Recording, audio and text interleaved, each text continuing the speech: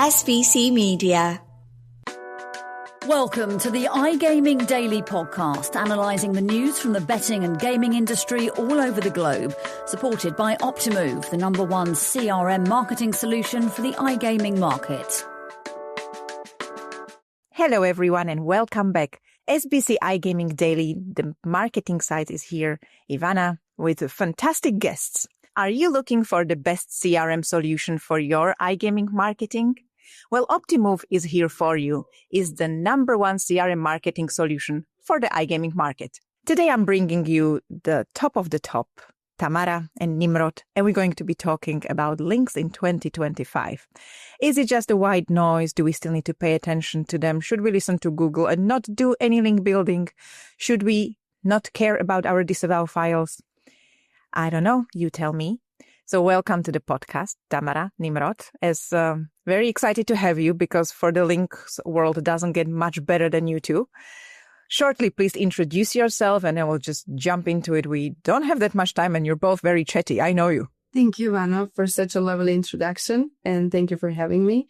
I'm always excited to talk about links. It's my everyday for the last 6 years. And I'm head of SEO at Bazoom and primarily focused on link building. I've been covering SaaS vertical as well as iGaming a lot in the last few years.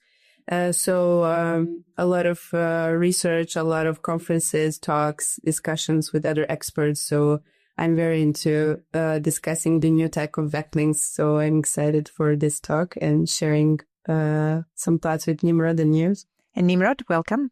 Hello, welcome. Thanks, Ivana, for having me here. Let's say that's the first time I really open myself in a professional way, speaking about our link building in the last 7 years in ISF, the company that I established with my partner. I'm in this business for 15 years, so I guess I have a lot to talk about. Wonderful. So let's hear it from the experts. Are links in 2025 SEO strategy still a thing, or is it something that we really should forget and go just content? What do you think? Okay.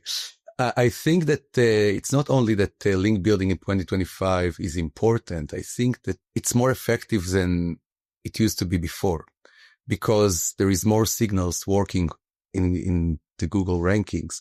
And currently, not a lot of companies knows how to do good off-page SEO. What leads to the fact that the ones that do good off-page SEO, getting much more fruits from the tree compared to the others. And that's an advantage today. So yes, a lot of people are doing link building and they're thinking that they're doing it good. But there is 5 to 10% of the people that really knows how to create a good links plan or promotion plan for their sites and know what's the difference between strong site and a good site and understand the meaning behind the off-page SEO. I think the reason for that is that there was a lot of updates and all the SEO managers knew what they shouldn't do, but none of them really pay attention and really sat down and learned and made some A/B testing about what they should do in this area. So today I can say that the 10% that are doing good off-page SEO are enjoying huge benefits out of it. So yes, it is still relevant, still strong, and even stronger than before. What do you think, Tamara? I believe it's going to be yes. I mean, I'm talking to experts in links for a reason. So what is your view? Is it important? Is it same importance as it used to be, bigger, smaller? What do you see from where you stand and from your everyday engagement with link building? I have to say that for me, it hasn't changed for the bad, for the worst. It's only changed for the better. But I can definitely see a difference between my work a few years ago and today. And people are always trying to say something dramatic like backlinks are dead. And we talked about it recently, you and I. And I don't think they are dead, but they are different than before. And I think a lot of people are dropping out from this game because it's a lot more difficult to acquire good links that are giving you good value. And people are always used to doing very cheap and fast backlinks for whatever value and just putting whatever keywords. But today it's a lot different. They need to invest a bit more time and a bit more workforce into this. And a lot of the companies are actually switching to some faster tactics that are not bringing them good results. So that's why they try to force this narrative that backlinks are not that good anymore. They are not giving out the value. But if we look back at the point of the network of the web, everything is based on interlinking between domains. The whole network in the world is based on this. And it's very hard, even with the generative AI in the picture, it's very hard to see the future without domains being linked with each other. There won't be any connections. And I still believe that backlinks are going to be a very, very major player in the SEO industry. But those who are ready to play the game by the rules and to just invest a lot more brain and a lot more quality will win. And those who are not will just stay dramatic on LinkedIn and try to disregard us. So that's my take on this. Fantastic. Like, I don't know how many times I heard backlinks are dead. SEO is dead. We are literally a zombie of the marketing, right? SEO is dead for at least 15 years that I'm in it, dying every year. And links, you hear it every year, you get a post. Links are not important. Do this. Links are not important. So I think I see the same as you, dramatic on LinkedIn. People are trying to sell their services because they are not doing links. So do lots of AI content, do lots of manipulation, do lots of this. Don't do this, do this. So yes, I think you nailed it. There is a connection it is a network, right? When you are searching, it's all about network. So let's talk about the good practices, because you both actually said it changed. You both said the game got harder and there needs to be a strategy behind it rather than just throwing tons of PBN links or redirected or expired domains, regardless of where it's going to land. So what would be for you, we start with Tamara, so Nimrod can, he started before. So what would be for you a good strategy and a good link and a good approach to this? What do you think has changed and how is it in 2025 and beyond? Mm-hmm. So for me, the core of everything is relevancy and the user that's going to read this piece of content where your backlink is. And this is how the Google sees it as well. And everything is about user intent, although AI is in the picture, but AI is doing all the data analysis behind it. But the main purpose of all these updates is relevancy, finally. And I think when you try to acquire a good backlink, focusing on vanity metrics and everything, just put it away from your brain. And focus on what your backlink is going to bring to the piece of content and how it makes sense to be linked on this anchor that you're linking to. And there is no very, crazy formula or something very difficult or complicated behind that. It's actually very simple and it's been working for years. It's actually the same principle, but with a little more dedication to detail. So focus on user for a good backlink. Of course, check if the authority of the website is solid. It doesn't need to be crazy high authority if your budget is not allowing you to go to maybe Parasite or native editorial quality of the links, but something that you aspire your domain to become. Let's say, let that be your inspiration. So, place backlinks on websites that, you want to become one day. That's the most simple way to put it. Of course, basic metrics should be tracked. The behavior of the traffic in the last 12 to maybe 18 months, I would say. Backlink portfolio of the website, if the website is getting more value than giving out at the moment. So, it's just maybe 10 or 15 more minutes of looking into data. It's not extensively hard, manual work behind it. So, that's in short. Fantastic. I spoke to Nimrod very recently because, we're both passionate SEOs and we share our insights a lot. So I think you have a very similar approach But still, can you introduce your approach to it? Because I think it's very, very similar to Tamara's. You talk a lot about relevancy. However, I think you have a little bit more of a nuance to it. So maybe you can explain it to us, and then we'll go to another hard question. Contextual connections. That's the most important thing in the end of the day. It doesn't matter. Everybody wants strong sites. Everybody thinks that sites with a lot of traffic will help you. You can find better link and create it even a stronger link. Not every strong site will give you a strong link. And this is something everybody needs to understand. Repeat that. Everybody needs to hear this. Every strong site is a strong link. Thank period. you. Now, sometimes you can find a website that a blogger wrote, and this site have 2K in traffic, for example. But he's writing exactly about your type of products. Links from his site is much stronger than website that is too general or even news site that holds like 1 million traffic.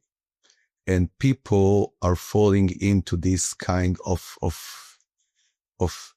they're letting the tools and the numbers and the ranking the tools give sites. They let the tools lead them because it helps them. It's easier for me to make a decision without making a real decision. I'm just saying, okay, is it higher than X, lower than Y?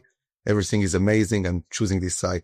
It doesn't work that way. The contextual connection is much more strong than any other parameter you will use. In the same time, because we're talking about gaming, people need to understand that they better try to use the small contextual connections they can do with their product. Let's say they have slots about music. Give it a shot. Create a good article in music website and find the right connection. You'll be surprised. There is not strong connection between casino sites and technology as people think. Every time, casino, technology, it's technology. No, the online casino, it's not technology. Okay. It is website. It is speaking about the internet. It is cultural, but it's not about pure tech. And if you are doing it on pure tech website, there is ways to do it. Don't think that Google wants to see online casino article that is 100% about online casino in a tech news site. It doesn't work that way. Exactly. And then you see problem with the links actually being indexed because the content on the site makes no sense and Google crawls it and thinks like, okay, no, I'm not going to waste my index on this. So then you see all of this like, oh, but my link wasn't indexed. I have no value from it. Yes, but you placed it in a wrong way. Nimrod said it recently. You can do things in a very good way and very stupid way. Everything can be done in a stupid way. And I think lots of people do links in a stupid way. Everything targeting to the main page with online casino and stuff. SBC Leaders connects the gambling industry's top-tier operators and associations to share the best ideas, collaborate on solving the biggest issues, and push innovation throughout the betting and gaming industry. If you're an operator and want to join the discussion, visit sbcleaders.com for more information. Okay, now this is a question I'm sure almost everybody listening to this podcast wants to ask. Are PBNs still a thing? Are they still relevant? And if yes, which markets would you consider them? Or are they completely obsolete by now? I have a lot of experience with PBNs and good and bad ones, but mostly bad ones. So there are good PBNs, I have to say, if they are managed by real people, not by algorithms and, bots. If they are placed on a server that's not been red flagged. PBN, some people like them, some people hate them, but there is a certain difference between a good and bad PBN. And of course, with some manual work, manual look, you can also distinguish a good from the bad PBN. But in general, I would avoid publishing articles on low quality PBN networks. So there is a very big difference between these two. And of course, the easiest way you can distinguish them is by the IP address, the placements or whatever, the look, the metrics are similar as well. So it's not that hard to skip them, but I would still be careful with the good ones. They're still kind of publishing normal content that's not generated or reposted on their other parts of the network. As well, I think a big red flag is if every single article on this website from PBN or Link Farm is linking to a casino. Like, that's a red flag. If every single one of them is having a link to somewhere, then it's not good. I think you need to dilute that content. So that would be one for me that I would stay away. However, I still see it working in some markets that are very difficult otherwise, like Korea, Vietnam, Japan. Yeah, but don't forget about that Google are working with less signals in these markets. Stuff that are working Very true. In those markets will not work on any EN engine. Not in COM, not in CO UK, Australian, Germany even. It can, there is still old-fashioned SEO that can work in very, very, let's say, far. That's far from the West. Eastern stuff. The Eastern stuff, there is some stuff you can still play a little bit what we call dirty there. And it works much better. It's not working on the big, on .com and stuff like that, but it does. You can find it working in Arabic countries. It can work in some areas in Africa, and it can work in the East. And I think that it ain't going to work in 5 years. But today, yes, this kind of old-fashioned SEO can still work there. But don't try it on the, let's say, American ones, for example. Of course. I mean, Google is more clever. There is the first market they crawl. And as well, in the end, the Google is not going to be the main engine in Vietnam, for local people. Definitely. And about VPNs, I think, from my experience in the last years, and I think that Tamara will agree with me, I think that above, like most of them at these points are working with content aggregators. They're not authentic. There are problems. So can you find a good VPN? Yes, but it will be one that you'll find after 50. It's going to be rubbish. And I prefer to avoid these kind of areas because it's always, there is a problem behind it. See, VPN, if you want a good VPN to work, you need 200 people behind it. And let's face it, there is no 200 people behind it. So if there is not 200 people behind it, and you see all this amount of content, Houston, we have a problem. So it's not really what you're looking for. Fantastic. And another very difficult question, disavow file. We keep hearing, especially from John Miller, you don't need to disavow. We know what is good link. We know what is relevant link. We don't really count them. However, I still see, working with lots of clients, I still see lots of attacks from links, very poor, bad links coming in hundreds and thousands, and they taking the site down in the end. So in my opinion, basic SEO hygiene is still a must, including disavow. You still need to update it. Where do you stand? Because I see a lot of very different opinions in our field on it. A lot of people are like, no, I wouldn't do it. We're a big site. We can withstand any attack. But I still think that the hygiene is important. What do you say? Well, why do we have manual penalties on link spam if we should not disavow links? That's a good one. I would love Google to decide on this and give like a very official statement rather than just, gray area. But their actions are just telling us what we need to know. So yes, I would still, of course, use disavow, but I would not go to some crazy extents like disavowing the whole portfolio after the first. Yeah. So just moderating the approach. And if you know your website, you will know its strength and how much it can take. Of course, spammy links are not good, but some low metric website that is still within your niche, maybe it's not for the disavow list. So maybe it's good for the diversity and just for the portfolio to look okay. So I would not go crazy with the disavow, but I still think it's one of the good magic tools that you can use in your everyday work. And I don't think it's that complicated when you think about it. Yeah. But I think we never really went crazy disavowing. You always, check what you have in portfolio, what Google is actually seeing, and you trade lightly because you don't want to drop because you disavow too much. So I think trading lightly and being very careful what you're doing, that's SEO.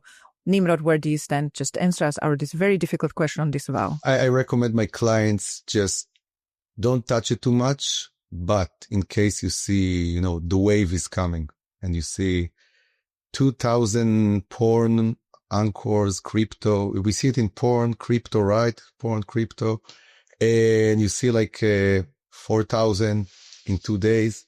Yes, use the disavow. But don't go after every index that comes and takes your site and you're not really into it. No, don't go there. But yes, move all those, huge tsunamis out, but don't go crazy. Fantastic. I love it that we are all in agreement. I was hoping one of you going to be like, no, disavow is okay. And that's it. So to summarize it, relevancy, it's a must. Do a good link that makes sense on a website you're placing it, linking to the page on your website. Does not necessarily have to be the front page. You have got lots of other pages and you have them for a reason, not just for creating too much content for Google to crawl. So go after the low-hanging fruits. Be wary of PBNs. They still might work, but if you are not sure, speak to our experts. We introduce you to 2 today. So if you are not sure your market can take PBN, reach out to Tamara, reach out to Nimrod. They are experts. They will be able to help you. And as well, when it comes to disavowing, please keep the hygiene on top. But again, if you are not sure, reach out for help. If anything, as SEOs in iGaming, we love to share our opinions and help each other. We are competitors, but we love each other and we actually help each other. It's a very, very unique environment we created. Thank you so much for joining. I cannot thank you enough for sharing everything you know and guiding us to be better with our link building in 2025. Thank you. Thank you for listening to today's iGaming Daily podcast, supported by Optimove, the #1 CRM marketing solution for the iGaming market.